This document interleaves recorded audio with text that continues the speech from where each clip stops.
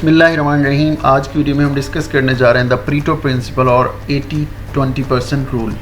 80-20% rule जो है ये इसको प्रेजेंट किया था विल्फ्रेडो परीटो ने, एक इटालियन इकोनॉमिस्ट है। उसने 1895 में नोटिस किया कि जो 80% इटली की वेल्थ है वो बिलोंग करिए 20% जो इसकी पॉपुलेशन है उससे। और उसको बाद में देखने से पता चला कि जो दुनिया की जो वेल्थ है 80% वेल्थ है वो सेम इसी तरह डिफरेंट कंट्रीज़ में इसी तरह 20% लोगों से बिलोंग कर रही है। अगर आप एक रिपोर्ट देखते हो 1992 में जो पब्लिश हुई, जो इशू की UNDP ने, यूनाइटेड नेशंस डेवलपमेंट प्रोग्राम ने, तो उसमें भी यही मेंशन किया गया कि जो 87% वर्ल्ड की इनकम है वो बिलोंग्स कर रही है 20% जो रिच पीपल हैं दुनिया के उनको। तो ये जो इसका कॉन्सेप्ट है परीटो प्रिंसिपल है या 80-20% रूल। अगर हम इससे रिलेटेड कुछ और रूल्स देखते हैं, कुछ और कॉन्सेप्ट देखते हैं, तो उसमें आता है पावर लॉ और ज़िफ लॉ।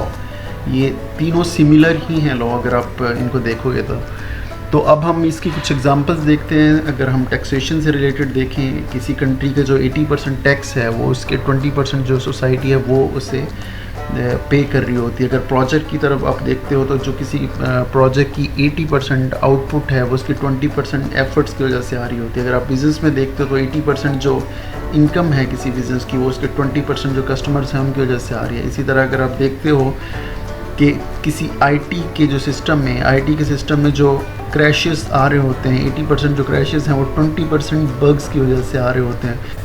इंटरनेट की 80% जो ट्रैफिक है वो 20% वेबसाइट की वजह से होती है। अगर हम देखते हैं हम नॉर्मली कौन कौन सी वेबसाइट यूज़ कर रहे होते हैं, हम यूज़ कर रहे होते हैं फेसबुक, यूट्यूब, इंस्टाग्राम और गूगल। अब हम एक एग्जांपल देखते हैं अपनी प्रैक्टिकल लाइफ में से जिस पे ये इम्प्लीमेंट करेंगे। तो अगर हम एक लाइफ देखते हैं, एक स्टूडेंट की लाइफ जो कम पढ़ के ज़्यादा मार्क्स ले रहा होता है, तो ठीक है, अब वो क्या करता है, वो कर ये रहा होता है कि उसकी डायरेक्शन बिल्कुल ठीक होती है, ठीक है, वो मेन वही क्वेश्चंस करता है जो वो एग्ज़ाम में आ रहे होते हैं और बहुत ज़्यादा इंपॉर्टेंट होते हैं, सिर्फ वही कर रहा होता है, ठीक है।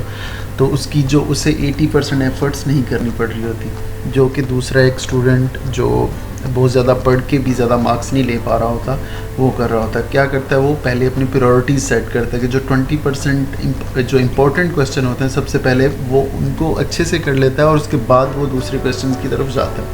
इसी तरह जो दूसरा जो स्टूडेंट है जो ज़्यादा पढ़ के भी ज़्यादा मार्क्स नहीं ले पा रहा होता, तो वो सबको सेम टाइम दे रहा होता है, सभी जो क्वेश्चंस होते हैं उनको सेम इम्पोर्टेंस दे रहा होता है।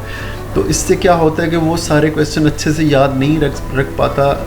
हालांकि दूसरी साइड पे जो एक बंदा जिसकी डायरेक्शंस क्लियर हैं और उसने इम्पोर्टेंट क्वेश्चंस जो थे उन पे ज़्यादा फोकस किया, तो उसने जो था वो क्वेश्चंस अगर पेपर में उसको पता था एग्ज़ाम में ये इसके आने के ज़्यादा चांसेस हैं, वो आ गए तो वो अच्छे से उनको कर सकेगा। हालांकि वो जो दूसरा स्टूडेंट है जो बहुत ज़्यादा पढ़ता था वो उसे अच्छे से नहीं कर पाएगा। तो ये था हमने इम्प्लीमेंट करना देखा, ये जो कॉन्सेप्ट था 20-80% रूल।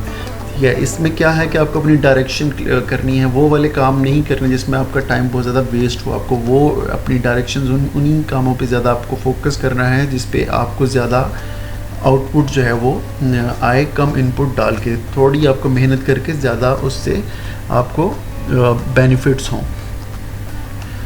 तो अब हम देखते हैं, अगर एक कंपनी की एग्जांपल देखें तो उसमें क्या होता है कि जो आपको क्या करना है, आपको अपने मेन जो आपका कोर एक्टिविटी है उस पर फोकस करना है, ना कि आप लोगों पे टाइम स्पेंड कर रहे हो, ना कि आप वेबसाइट पे टाइम स्पेंड कर रहे हो। आपको अपनी प्रोडक्ट पे, उसको मैन्युफैक्चर करने पे, उनको बहुत ज़्यादा अच्छे तरीके से लेके जाने पे आपको टाइम स्पेंड करना है, ना कि जो गैर ज़रूरी एक्टिविटीज़ हैं उन पे। तो ये था 80-20% रूल। आई बिलीव आपको अच्छी लगी होगी आज की वीडियो। तो अगर वीडियो अच्छी लगी तो काइंडली मेरे चैनल को सब्सक्राइब कर दें। नेक्स्ट वीडियो तक अल्लाह हाफिज़।